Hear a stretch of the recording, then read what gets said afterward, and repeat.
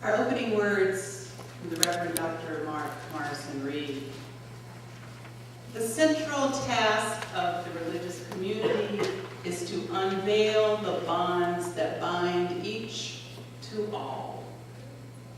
There is a connectedness, a relationship discovered amid the particulars of our own lives and the lives of others.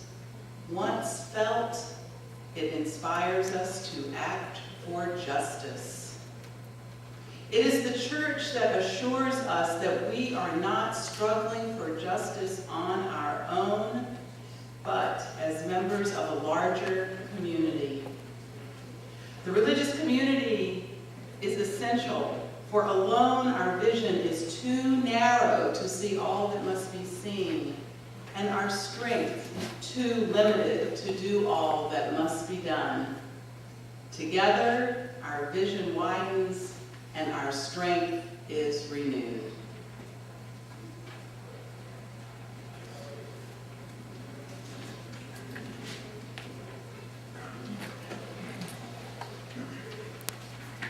May the light of this flame illuminate our lives. May it guide us in our spiritual journeys and inspire us to heal misunderstandings, strengthen love, and work for justice and peace. Our first hymn is from UUA musician Shelley Jackson Dinham, and it's called, he wrote, "Then I May Learn to Honor Our Youth and Remind Us of the Essential Element of Relationship." So would you please rise and invite the Spirit? Please join me in a spirit of prayer.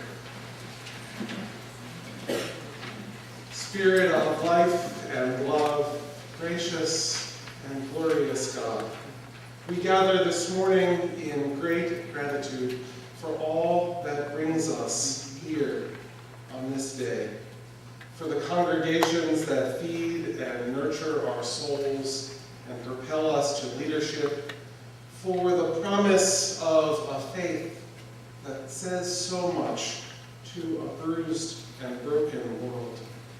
We gather in deep gratitude for all of that.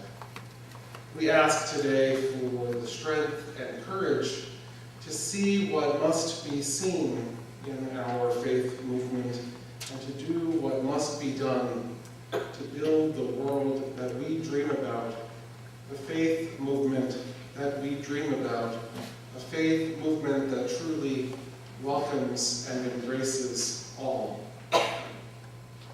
In your many holy names we pray.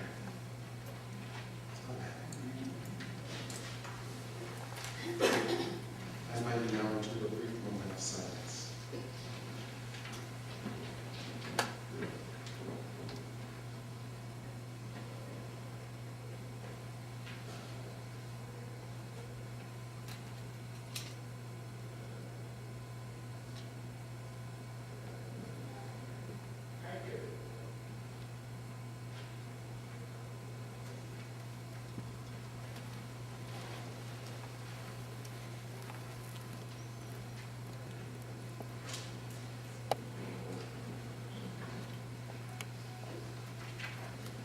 The following poem was written by one of our Unitarian Universalist teens after a service trip to New Orleans.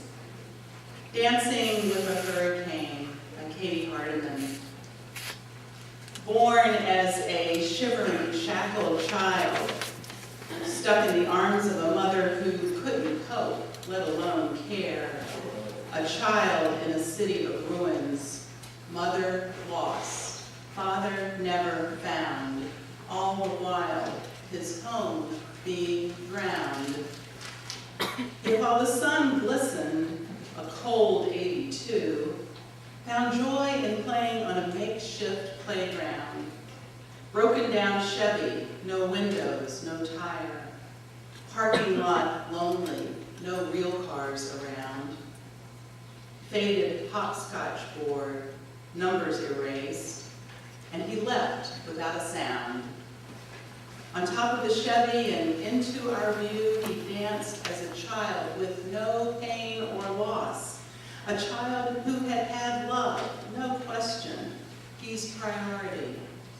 A child innocently ignorant of the suffering ahead in life. Yet this boy couldn't remember the last time he was held. This boy experienced, he was left like an old thrill, just lying around. We watched this boy's glory, envied the strength he possessed, his eyes speaking whispers of youthfulness and bliss, his feet barely touching the tarnished hood of the car. He danced in a ballroom, in a studio, on a stage. The only time he whimpered was when we had to leave and put him down. The only time he frowned was when the show was over, his feet touching the cracked ground.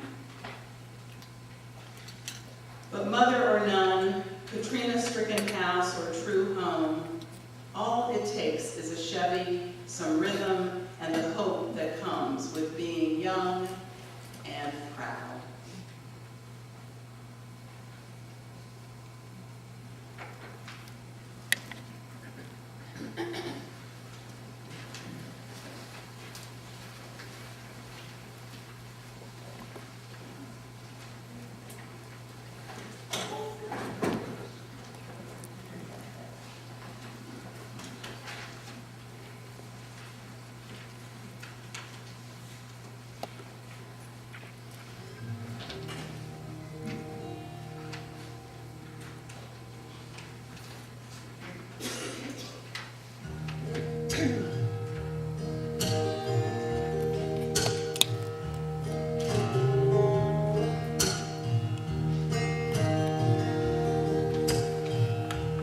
When I was a boy, each week, Sunday we would go to church.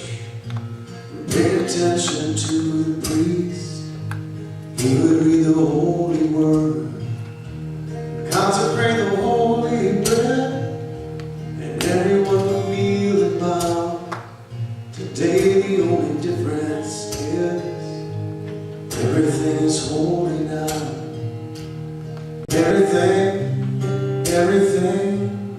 Everything is holy now.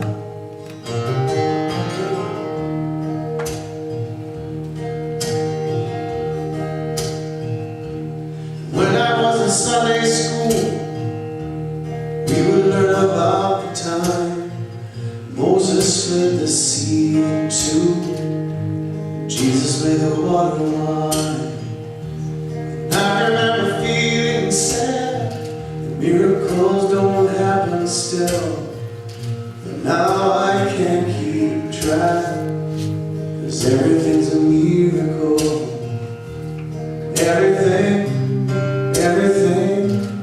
Everything's a miracle.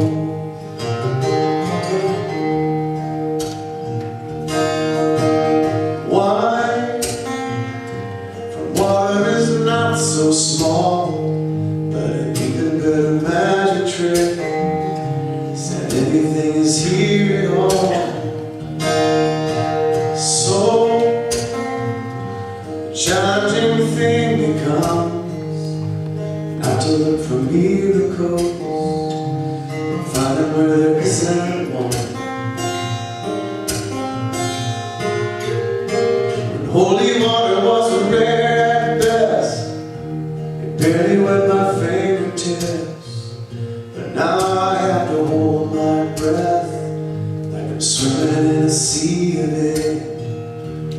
Used to be a world half there, heaven's second rate hand-me-down, but I'm walking with a reverent air, 'cause everything is holy now.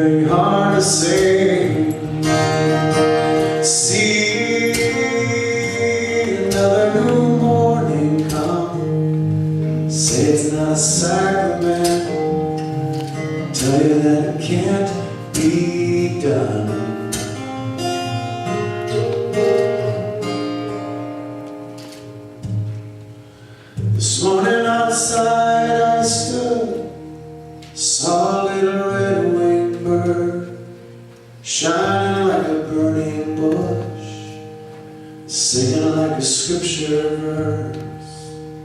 It made me want to bow my head. I remember when church let out, how things have changed since then. Everything is holy now. Used to be a world half there, heaven's second-rate hand-me-down. But I walk it with a reverent air, 'cause everything is holy now.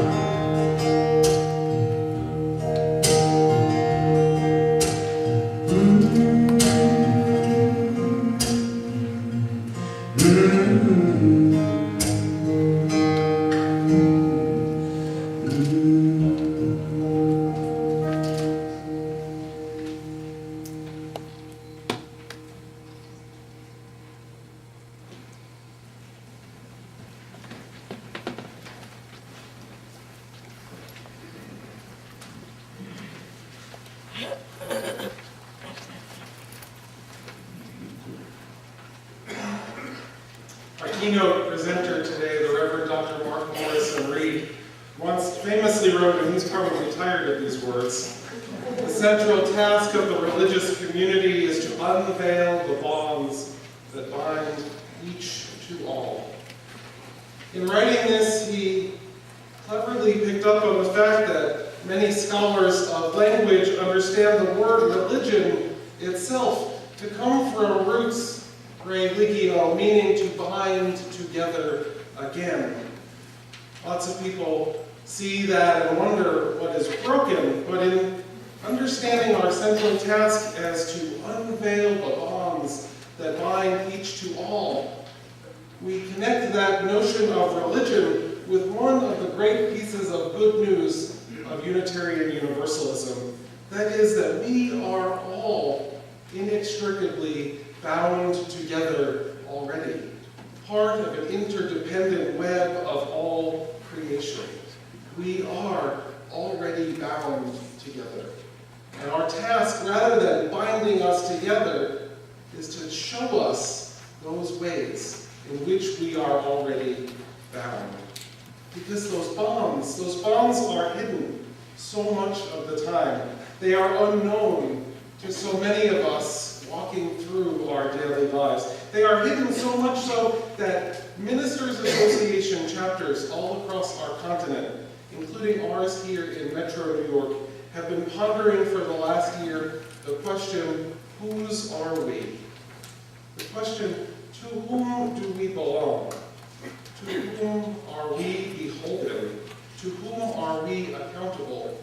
To whom are we so connected that it demands that we act differently? We need to understand to whom we are bound and why. It is